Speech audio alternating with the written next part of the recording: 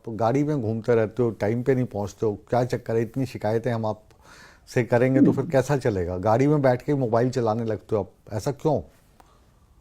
नहीं नहीं, मुझे 6:15 का टाइम दिया गया था और मैं अच्छा। यही था। अच्छा। अपने ऑफिस में मैं आमतौर पे 7 बजे आता हूँ, तो मैं हाँ। 6:15 के टाइम से आना था। फिर फोन आया, नहीं अभी जुड़ जाओ, तो इसलिए। जी। वैसे आपकी चिंता ठीक है, गाड़ी में बैठ के नहीं करना चाहिए और हाँ। हाँ। मोबाइल नहीं चलाना चाहिए। बिल्कुल बिल्कुल, तो मैंने देखो आपको इसीलिए टोका। अब क्योंकि विदुर रावल जी लेट जुड़े हैं तो लास्ट में इनकी टिप्पणी लेंगे।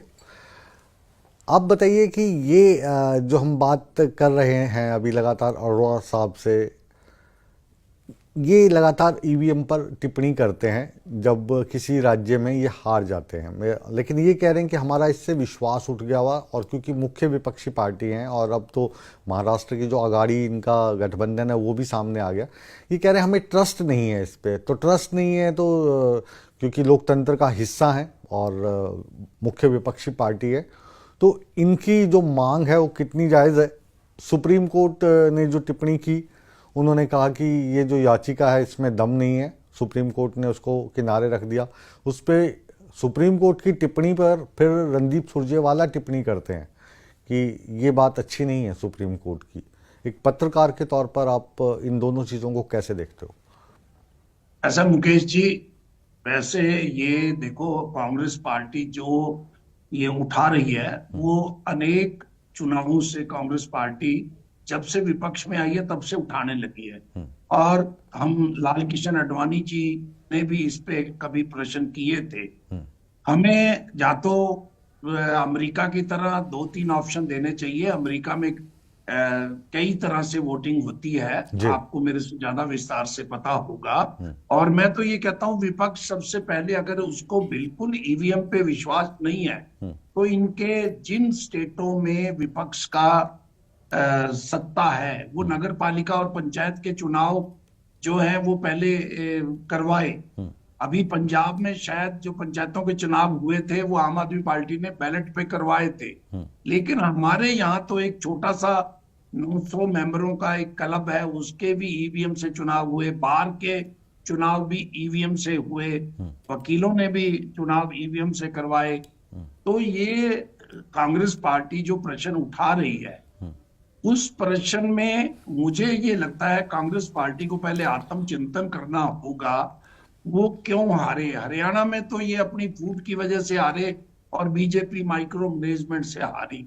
लेकिन महाराष्ट्र में जिस ढंग से हार हुई है, शायद वो लाडली बहना की वजह से और कई कारण जो कुछ हुए, और झारखंड में जीत हुई है, वहां भी महिलाओं के लिए इस प्रकार की कोई योजना लेके आए थे।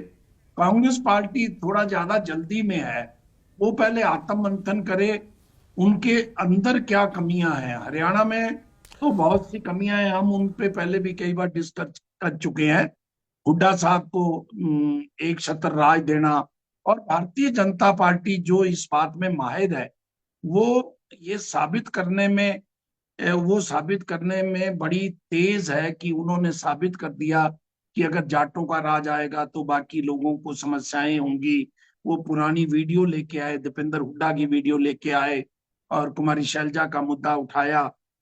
वर्गीकरण किया इन्होंने, जो दलित समाज में वर्गीकरण किया।